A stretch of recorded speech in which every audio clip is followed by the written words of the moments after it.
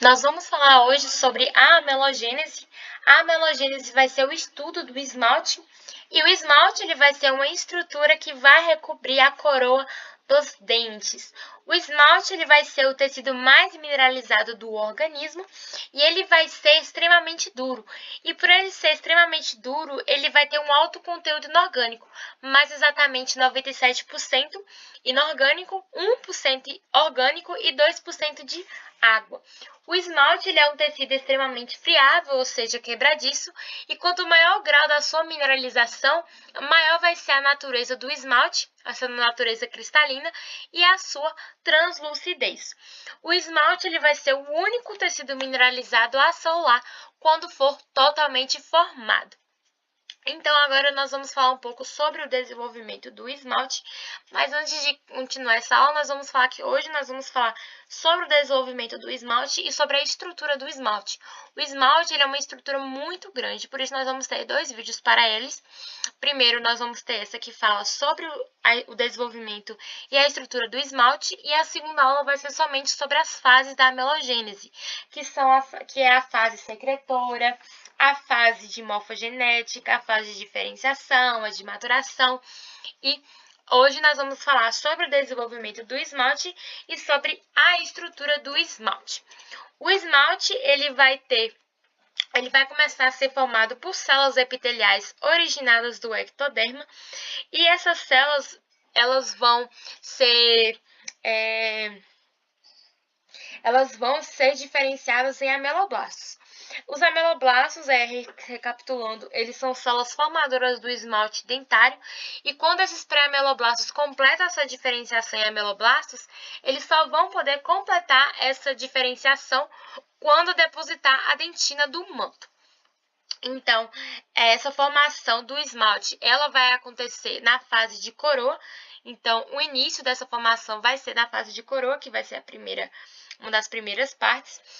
E aí, essas células do epitélio interno do órgão do esmalte vão se diferenciar em ameloblastos quando ocorrer a erupção dos dentes. Então, os ameloblastos eles vão passar por fases sucessivas de desenvolvimento. E essas fases sucessivas vão ser as fases da amelogênese, que é o ciclo vital. Mas antes de falar sobre essas fases da amelogênese, nós vamos citar um pouco sobre a estrutura do esmalte. A estrutura do esmalte ela vai ser constituída principalmente por cristais de hidroxiapatita. Esses cristais eles vão ser agrupados como bastões ou interbastões de esmalte. Ou seja, os cristais de hidroxiapatita eles vão ser de extrema importância porque eles vão ser constituídos por unidades estruturais em forma de barras. Essas barras são as prismas do esmalte. E essas prismas do esmalte elas vão estar em zonas periféricas chamadas regiões interprismáticas, e elas vão completar a estrutura cristalina do esmalte. As prismas do esmalte elas vão ser recobertas em algumas regiões superficiais por esmalte aprismático, e as prismas do esmalte elas vão armazenar os cristais de hidroxiapatita. Então, essa vai ser uma das mais importantes funções das prismas do esmalte. As prismas do esmalte elas vão ser barras mais ou menos cilíndricas, e essas barras elas vão estar densamente empacotadas, seguindo mais ou menos o longo eixo do prisma. Os cristais eles vão ter uma orientação que vai se apresentar densamente e vai preencher essa zona entre os prismas do esmalte.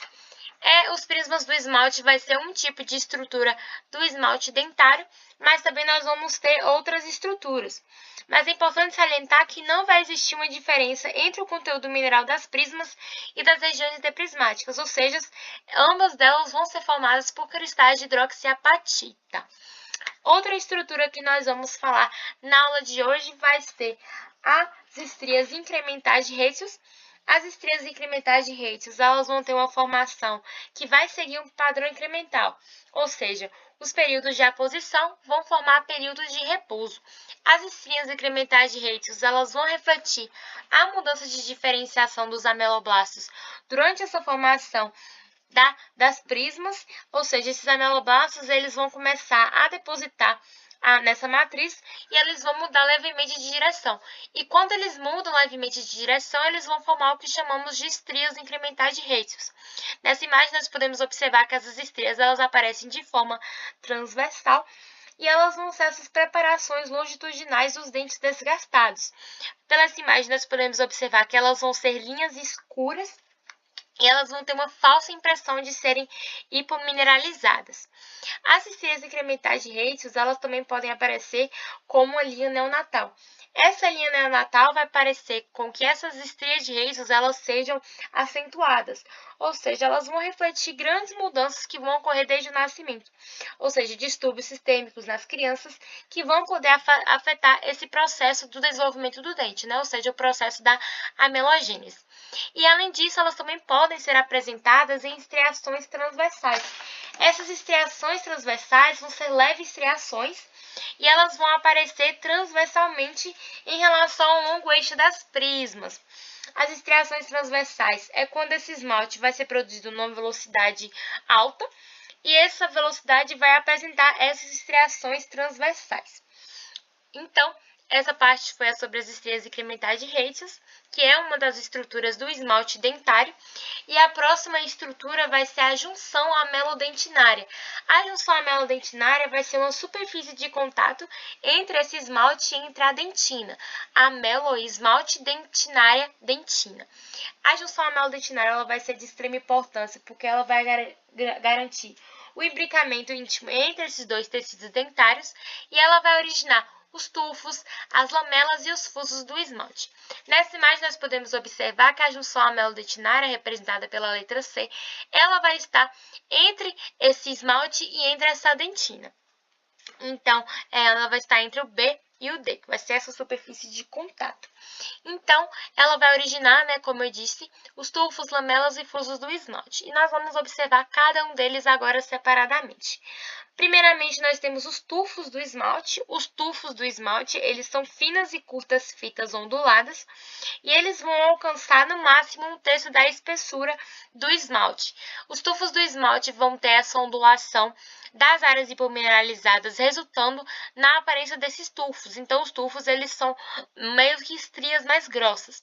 E essas estrias, elas são os tufos do esmalte. Os tufos nós podemos observar pelo número 4. Então, eles vão ser muito mais marcantes, né, por serem muito hipomineralizados e também por conterem uma maior concentração de proteínas. Eles não vão possuir nenhum significado clínico. E nós também temos os fusos do esmalte. Os fusos do esmalte eles vão se originar na fase de diferenciação do esmalte. A fase de diferenciação vai ser a segunda fase da amelogênese. E eles vão ser, resumidamente, continuação dos túbulos dentinários. Os fusos do esmalte eles vão se originar em serem mais frequentes nos vértices das cúspides, e eles vão possuir uma orientação perpendicular, como nós podemos observar pelo número 3, eles têm uma orientação perpendicular a essa junção amelodentinária. Então, os fusos do esmalte vão fazer com que formem-se esmalte em volta da extremidade distal dos processos odontoblásticos, visto que eles são continuação dos túbulos dentinários. E em terceiro, nós vamos ter as lamelas do esmalte. As lamelas do esmalte elas vão seguir a direção dos prismas e elas vão aparecer como rachaduras muito firmemente do esmalte, como nós podemos observar nessa imagem. Então, essas lamelas do esmalte elas vão parecer exatamente isso, umas rachaduras do esmalte. Elas vão alcançar a superfície externa do dente e elas vão ser áreas muito hipomineralizadas em formas de fitas, só que vão ser fitas mais longas. Elas vão ser geradas na fase de maturação. Nós podemos observar que nessa imagem a lamela do esmalte muito visível, por ela apresentar assim mais marcada, né, por ser uma área hipomineralizada. Os tufos do esmalte, as prismas do esmalte, as estrias de Reitzel que aparecem na transversal. E, por fim, nós temos as periquimáceas. As periquimáceas elas não são formadas na junção amelodentinária, mas elas vão estar próximas a essas estrias de Reitzel, as lamelas do esmalte, os tufos do esmalte, por isso coloquei juntamente. Então, essas periquimáceas vão representar a parte superficial das estrias de Reitzel e elas vão causar leves ondulações na superfície externa do esmalte. Elas vão ser regiões cervical e média da coroa. Então, essa foi a nossa aula sobre a estrutura do esmalte dentário. Ela vai ser uma aula muito mais longa, mas só fazendo um resumo muito breve sobre todas essas partes, nós podemos observar, caso você queira anotar aí no seu caderno ou na sua anotação que cada parte, os tufos do esmalte, a lamela do esmalte, eles vão ser o seguinte. Inicialmente, nós temos as estrias de Rayleigh, que vai ser a mudança de direção dos ameloblastos durante a formação das prismas, com uma falsa impressão de serem hipomineralizadas. Os tufos do esmalte vão ser finas e curtas fitas onduladas, que vão se originar da junção amelo-dentinária.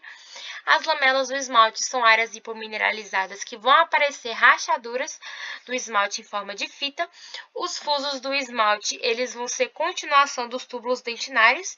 E as periquimáceas vai ser a parte superficial das estrias de Rayleigh. E por fim, a junção amelo-dentinária, que vai ser essa superfície de contato entre a dentina e o esmalte. Essa imagem aqui ela é muito frequente em provas práticas, então dê uma estudada nela, estudem cada conceito. E é isso, muito obrigada por ter assistido até aqui. E assistam a aula 2, que vai ser sobre as fases da amelogênese. Valeu!